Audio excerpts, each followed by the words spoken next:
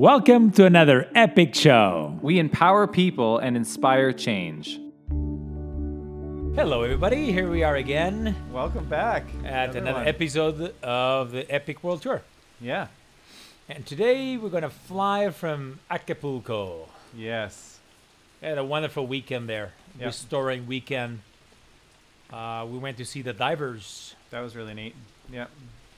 We had a To good see the weekend of cliff diving. relaxing. Mhm. We had a Saturday there. Yeah. And then we went into the unknown again through Central America. And we had a plan to meet up Guillermo, Yes. good friend Guillermo from El Salvador, Mm-hmm. at a south South end of Mexico. end of Mexico, Yep. a city called Tapachula, right? Yes. Tapachula. Say it, Misha. Say it. Tapachula. Tapachula. I was actually just talking with my student this week because he was having trouble saying a name around Abbotsford there. Mhm. And I was laughing because I was like, oh, I remember when you were training and I was giving you such a hard time for saying names like Matsqui Island or something like that. That's You'd ask me, right. Matsqui? Say again, Matsqui? And I was giving you a hard time. And then we finally got over to your part of the world. And you were giving me such a hard time for all the names that I wasn't able to Finally, pronounce. Good thing that you remember that, because when I was training, it's Matsqui Island. Matsqui Island. Oh, what's wrong with Matsqui Island? You're making fun of me.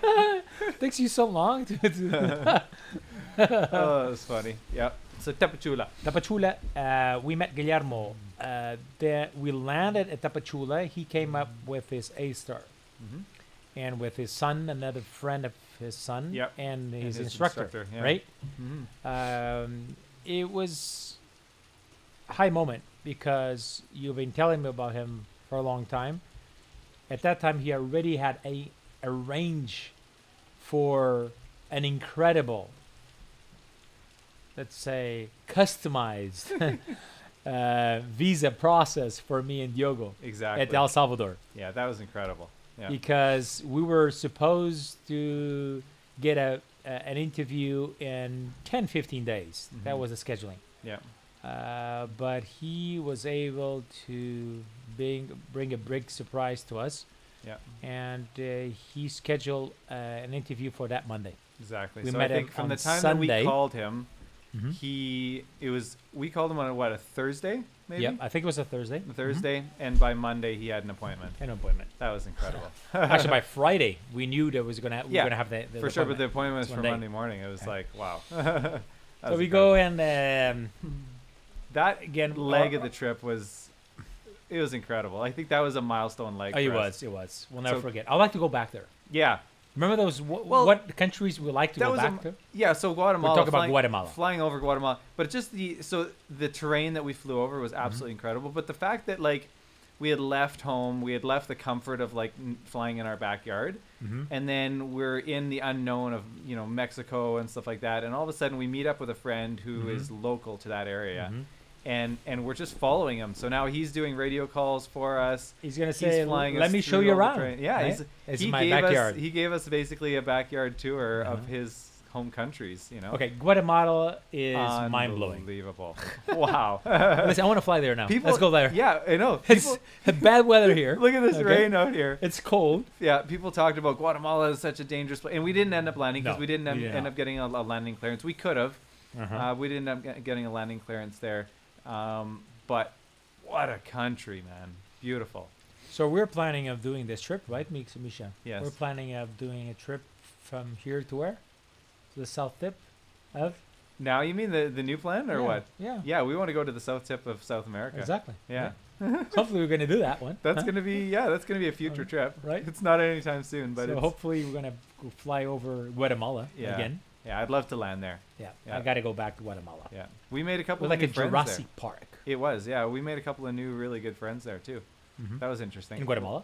Yes, that was very. Oh yes, we interesting. did. Not in Guatemala. You're like, wait a second, we didn't land in Guatemalans. Guatemala, but yeah, we Friends did. from Guatemala. Yeah. Not We'll get friends to, we'll in get to Guatemala. that later in a few minutes, but So Guillermo is flying low and taking us through the mountains, up and down the hills and valleys and these forests, yeah, these little villages in Guatemala.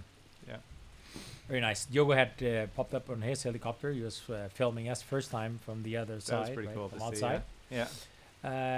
and I have so many good memories, like Man, visual memories Yeah. of spots that we're looking at right and left. Yeah. And he was telling Oh, us, to look this to your left, volcano. there's volcanoes Yeah, there. that one. Wow. And then giving us the context and the historical facts about it and everything. Flying over cities and that neighborhood, telling us about the kind of some history of it and stuff, and it was really like man. having a tour guide. Oh, It was wow. amazing. Yeah. Get into El Salvador. El Salvador is also a very beautiful country. Beautiful. Yeah. What is the name of that lake? You probably don't remember. That big lake. Oh, that you I took wish us? I remember. You No, don't remember. It was it's a volcano as well. Guillermo hears this. He's going to be ashamed. Oh, of he's us. gonna be very yeah. You know what? He'll message us right away, guys. It's such and such lake. I'll Okay. take you back there. He's got a cabin there. Yeah. He'll take us back sometime. That was beautiful. He takes us Beautiful up lake. it. He's like, get ready, guys. Takes us up and over the ridge line, and then man, there's this incredible glacial lake there from the volcano, and it's absolutely incredible. Yeah, really nice. And Guillermo takes great care of us in El Salvador. Yeah. In the city. He will first land at the international airport for Yep, customs. Ilopango. Yeah.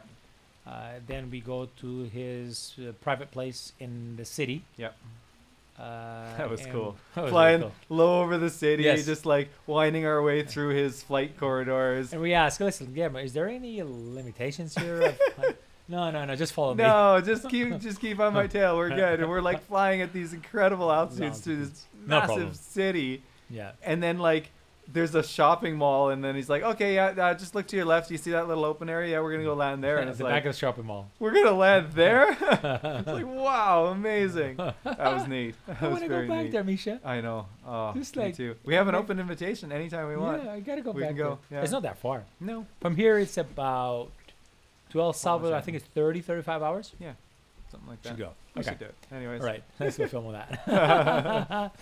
Wow. In El Salvador, we had a planned. Our first conference. Yep. The conference was for an organization, nonprofit organization that the family has there, the Seaman family, Yep. that does a wonderful job to recover kids that are in the street and Just in a and really just bad way bad in life. situations, Yep. and they do high-end sports, right? Mhm. Programs for them. Yeah. And we had a very good crowd on that. Man, bright crowd. Yes, Like ages Good ranging questions. from what, probably 14 to 18. You figure that was kind There of was some the older. mean I age. think There it was was some definitely older. some older, but that was Yeah. kind of the average age, probably somewhere in there. And we get to the hotel. 16, Remember that when we 17 get to the hotel, we have a message. That was the interesting. Yeah, that was interesting. So What is it? I get a Misha? message. We're checking in at the hotel, and they're like, "Here, sir, this is for you." And I'm like, "Okay." So I'm reading this message, and it was so confusing to me because it was like there's this personal handwritten message saying basically along the lines of, "I'm in the room next to you. I'm really looking forward to meeting you, and when's the best time to meet? You can call my room at such and such." And I'm like, Who's this?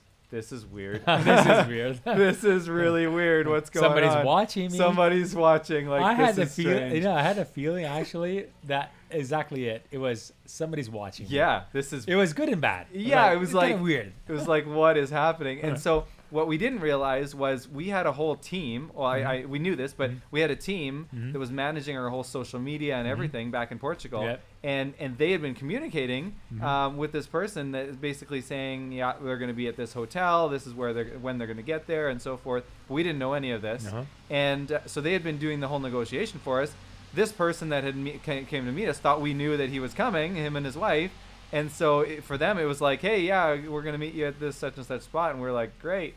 And so we end up calling him. And he's like, oh, I'm so excited to meet you. Him and his wife drove all the way down from Guatemala. 3 or 4 hours. Yeah, at least. Yeah, probably 4 hours at least. And just to basically meet us and Meet wish us well and just say that they were excited about our trip and just wanted to say hi kind of thing. A big impact moment for us also. Again, Man, yeah. because we start realizing that we're making some, Like some an impact on people. people's lives, yeah. Yeah. And it was one of several moments on the trip where I felt extremely guilty and bad because it was like, Yep. man, I want to spend to do justice for what they did for us to drive all these hours and come meet us. Gotta Like, spend time I want to with them. spend like an evening. Like I'd love Exactly. to take them for dinner and Uh-huh. spend 4 hours with them and really get to know them and why they're there and whatever. but we had no time. It was literally like get to the hotel, have a shower, go back to the conference, basically have a bite to eat. After the conference, we had a bite to eat. Yep.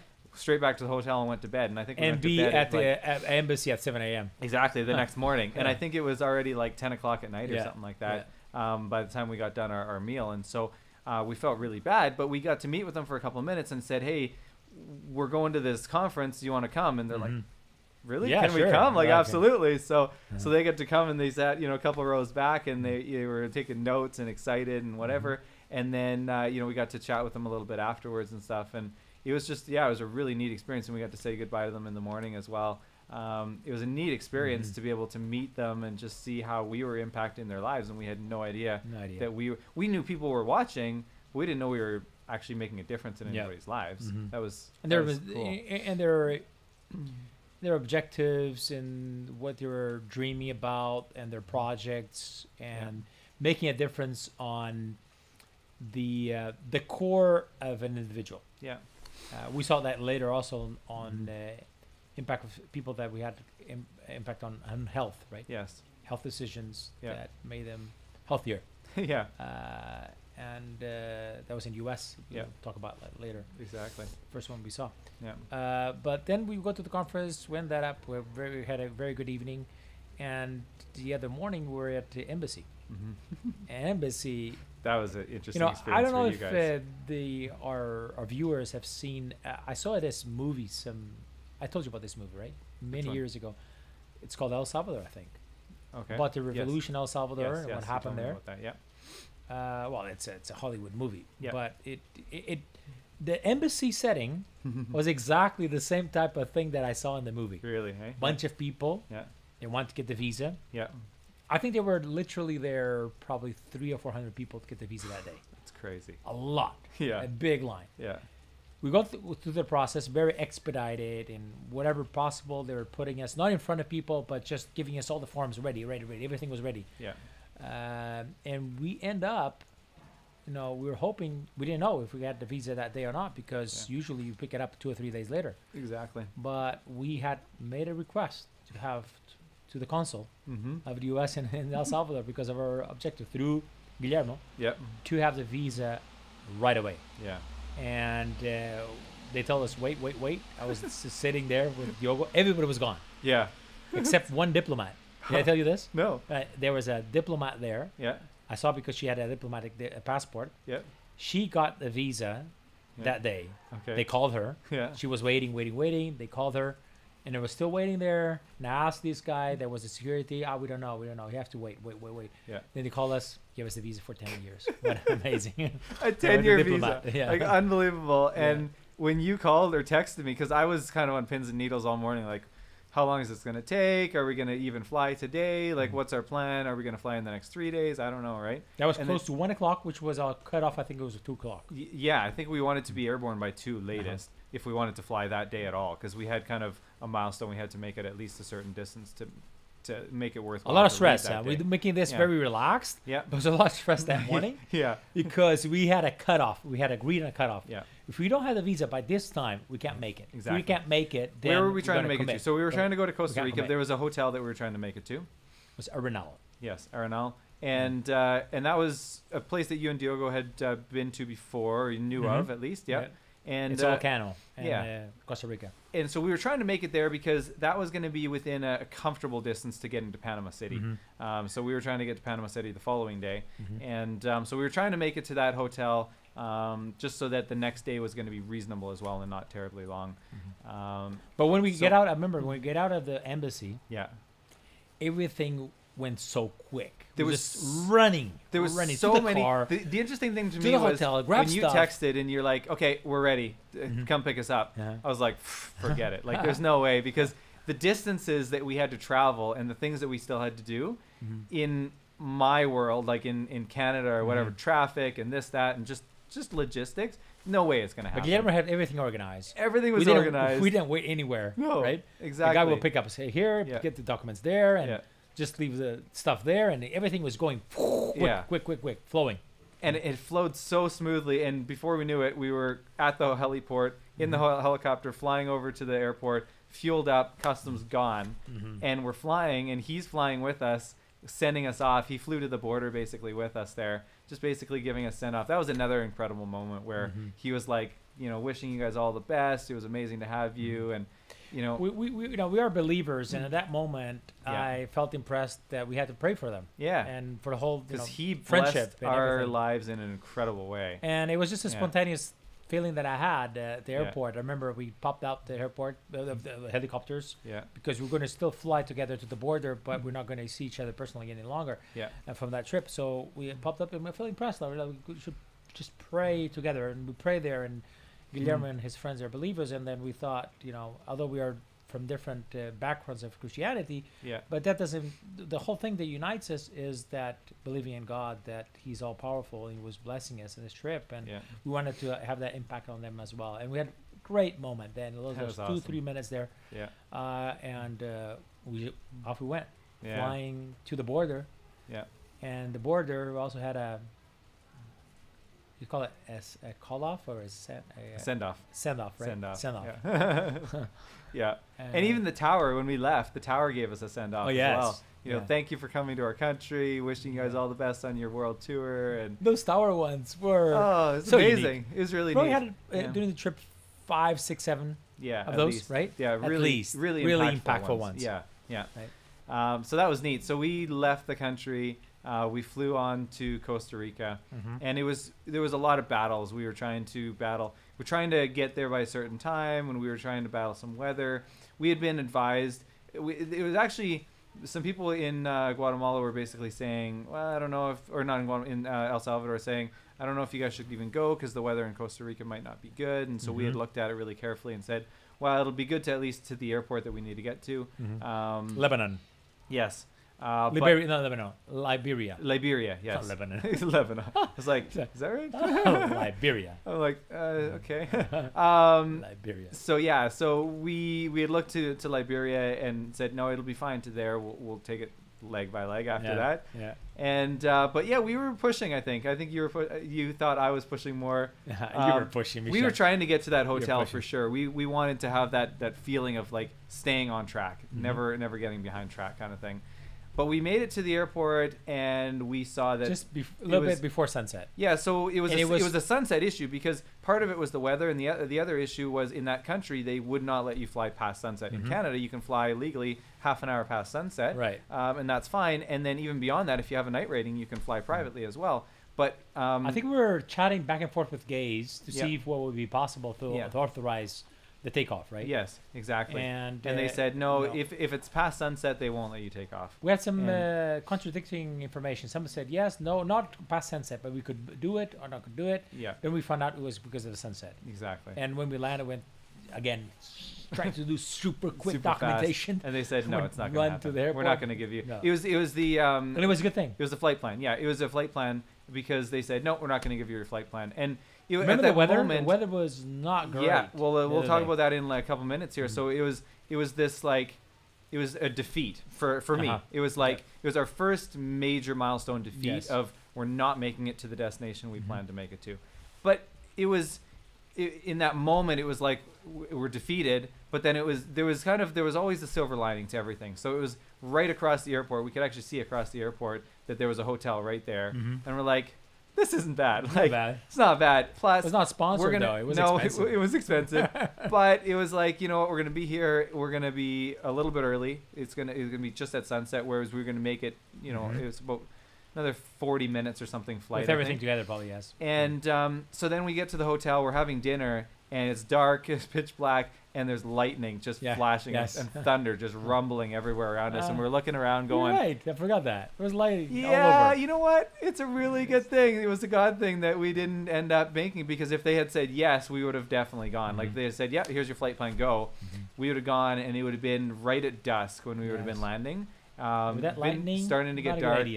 Thunderstorms would have been harder to see. We would have been climbing up into the mountains a little bit. And would we have made it? Maybe. But we would have been jeopardizing safety at that point. And definitely wasn't worth it. And so I'm glad in that decision or in that moment, I'm glad that somebody else made that call for us. It was a definitive no, you can't go. So it was like, okay, decision's made. We just have to come to terms with it. And it took a little while, I think, to to change my mindset and say, okay, it's done, we're defeated, let's move on from the defeat, saying we've accomplished. And then I think it went immediately from defeat to a massive accomplishment, because we were like, we didn't even know if we were going to leave El Salvador in the next 3 days or whatever. But the celebration was like, we have a visa, we are in another country, like we've made it another leg, let's just celebrate this. So then I think we didn't realize it, I think, when we were at the airport, but then when we were at the hotel and we were looking at the planning, we were like, hey, wait a second, if we leave early enough tomorrow and the weather permits, we can actually still make it to Panama City, so it won't be a defeat at all. Like, it was just one leg that we were late on, but we can actually catch up and get back to where we wanted to. But it was a long leg the next day. It was. Yeah. So did we actually land at the last, we did refueling at the last city in Costa Rica, yes. right? Yep. And then we we did customs. And then we did customs there, outbound customs in Costa Rica. Yeah. And then we That was went on the to coast. That was a beautiful little airport. Beautiful. I forget the name of it, but beautiful Can't little remember. airport there. But yeah. we went through a lot of water, right? After Yeah, that. so the next leg was a big water. How much time do we have on this episode still? Do we still have enough time to talk about that? Yep, I think so. So there was an interesting concept. So we took our first long. It was interesting because it was a bay, like a bay that we had to fly over, and that was on the map. It didn't really look like that much water, but when we got going out over the water, we realized, yeah, we're actually quite a ways off coast, and this is a really long. It was our first chunk of water. I think we did 2.5 hours or something over the ocean, and so it was like we're further from the shore than we can see. Like we're beyond seeing the coast. So it was like really being over the water. And I remember because both of us had never flown far over the water. No. And the mindset is always, as a helicopter pilot, stay within gliding distance to shore. If something happens, you can get to shore. And so we had the appropriate equipment on board to be able to fly beyond that. But a mindset told us it's dangerous if you go off the coast, kind of thing, right? And so it was our first apprehension of like, oh man, what's it going to be like over the ocean? And so we started to think about this concept. You told me about the story that I hadn't really been familiar with before, of this airplane that crashed in the Andes. Yep. And the rugby team. Yeah, a rugby team. Rugby. Rugby team. But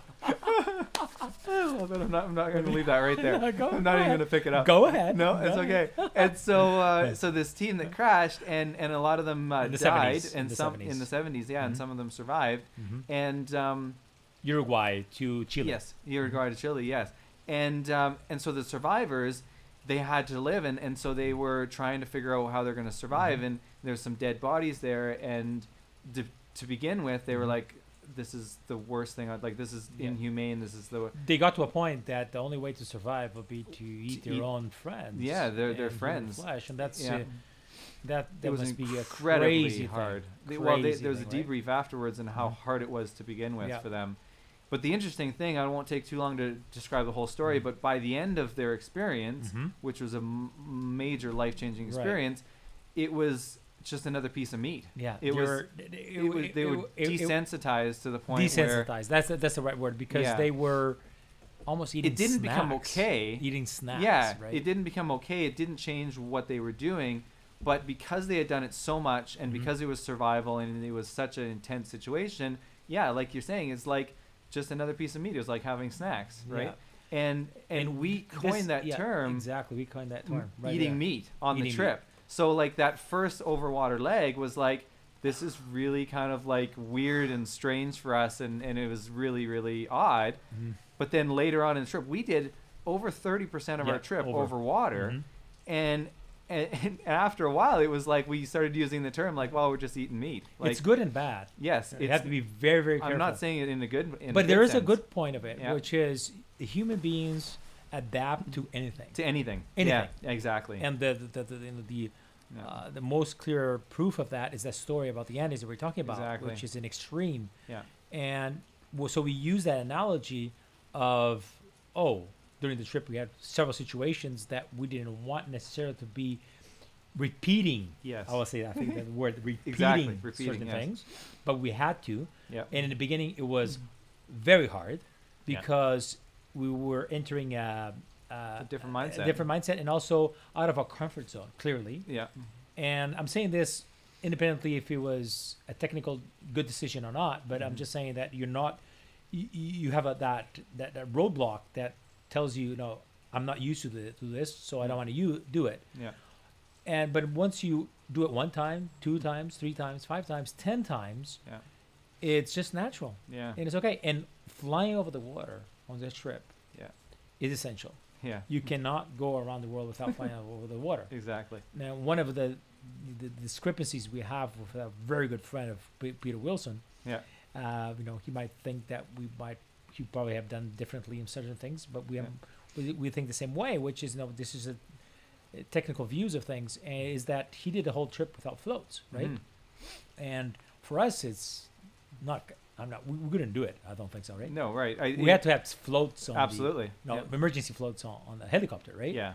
And just flying over the water, the amount of flying that you do over the water is so much. It's above 30%. Yeah. That the first time, the couple of hours, it feels weird. You don't see the coast, you don't see land, and you're just going through this landscape that is exactly the same thing, which is ocean. Yeah. Nothing changes. Yeah. Most of it was good weather. Most of it. Yeah. And then we found out that actually flying over the water is wonderful. It was incredible. Isn't it? Yeah. Because but it's super interesting smooth. thing, It's again, super it's a smooth. mindset, because we had those floats, and that became a sort of a crutch for us in the sense of we have these floats. But it's, again, a mindset. If you don't have the floats, you made a very interesting comment, which is a very true comment. Your brother, I think, said to you at one point, he said, the helicopter doesn't know it's over water. He told me that over to Mexico. We did a little stretch over Mexico. Yeah. And I talked with him at that time. And it was interesting because I teach this to my students all the time. I say, you know what? We practice auto rotations, practicing if the engine quits, right? We practice like crazy in the course. We practice so much that it becomes something that you think like, wow, this could happen anytime. Exactly. Like, this is a common thing.